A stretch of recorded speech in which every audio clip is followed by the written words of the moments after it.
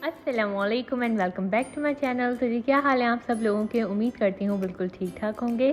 तो जी आज के व्लॉग में मैं आप सबके साथ शेयर करने वाली हूँ कुछ रेसिपीज़ और साथ में मैं एयर फ्रायर का रिव्यू भी देने वाली हूँ जो कि मैंने कारफोर से मंगाया और बहुत ही अच्छे डिस्काउंट में मुझे मिल गया है।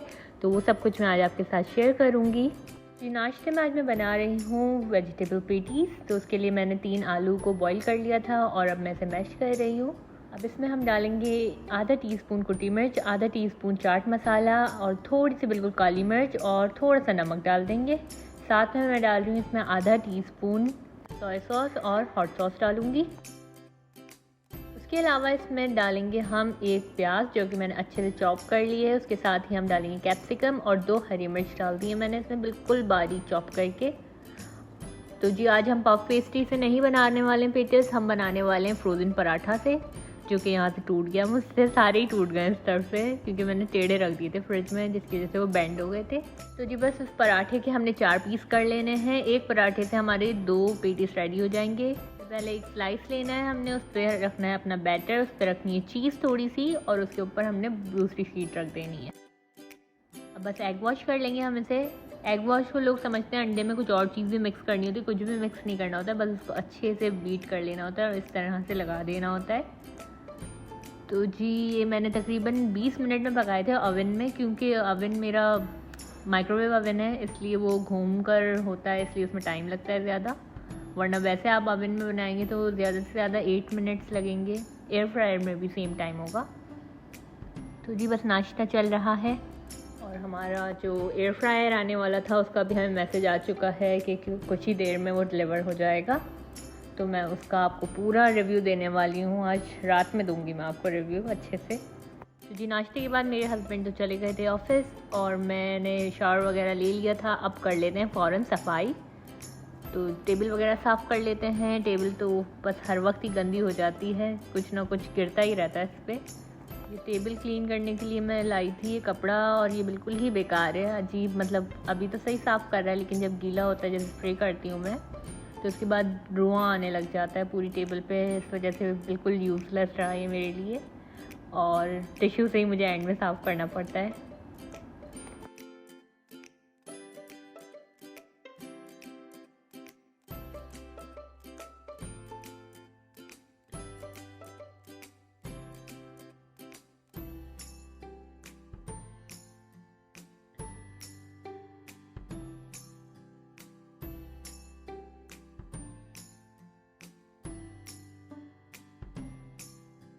यहाँ फ्रिज भी बहुत गंदा हो गया था, इसलिए से भी साफ़ कर लेते हैं अभी मौका लगा है तो।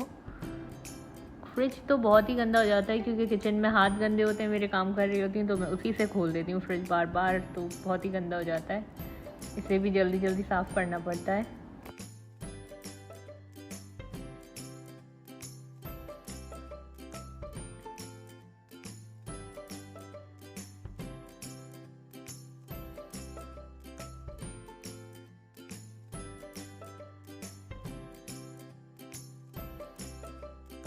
तो जी ये देख सकते हैं आप, शाल अक्सर आपको इसी कैबिनेट में मिलती है।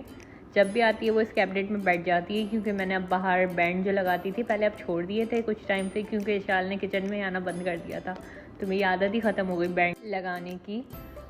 तो इसलिए बस अब पूरी सेटिंग करनी पड़ेगी, सारा सामान बाहर पड़ा हुआ है तो अच्छे से इसकी सेटिंग करके और याद से बैंड लगाया करूँगी। अब बिल्कुल भी नहीं छोड़ सकते इसे तो।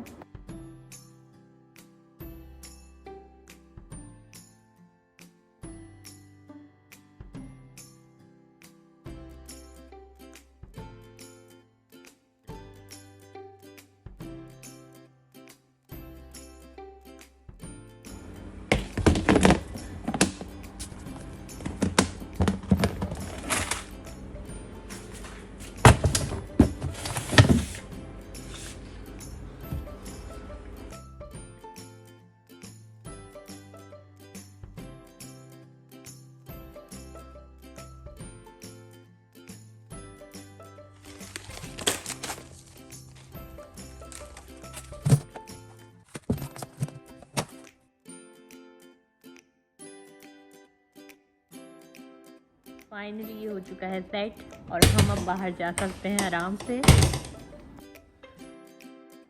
हम लोग शाबिया आ गए थे। यहाँ पे पार्किंग का अक्सर हमें प्रॉब्लम होता है, तो बिल्कुल गाड़ी जो है हमने रोड के बीच में एक जगह पार्क होती है तो वहीं पे पार्क कर दी थी।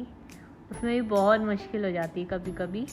खैर हम लोग आ गए थे राजभोग। यहाँ पे इसकी दूसरी ब्रांच खुल गई है, मतलब वो जो पिछली वाली थी वो बंद हो चुकी है और ये नई ब्रांच खुल चुकी है, क्योंकि वो बहुत छोटी सी थी और अंधेरा अंधेरा था। लेकिन खाने में मुझे थोड़ा सा फ़र्क लगा, वहाँ पे ज़्यादा टेस्टी लगता था मुझे खाना। इरशाल हमारी सो गई थी बिल्कुल, ये गाड़ी में बैठते ही सो जाती हैं और जब बाहर निकलने लगो किसी जगह से रेस्टोरेंट से फ्री होके तो ये उठ जाती हैं। खैर ये रेस्टोरेंट थोड़ा मतलब अच्छा लग रहा था पिछले रेस्टोरेंट से, वो थोड़ा सा बिल्कुल ये डल डल सा था और वीडियो अच्छी बन रही थी वहाँ, या ना कुछ अच्छा बना।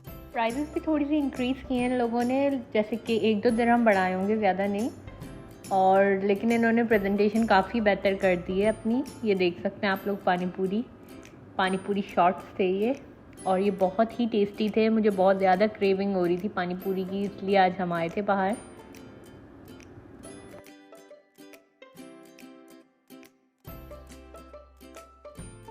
इसके अलावा हमने मंगाया था एक वड़ा पाव और एक मसाला डोसा। और वड़ा पाव तो मेरे हस्बैंड ही ज़्यादा शौक से खाते हैं और डोसा मेरा फेवरेट हो चुका है।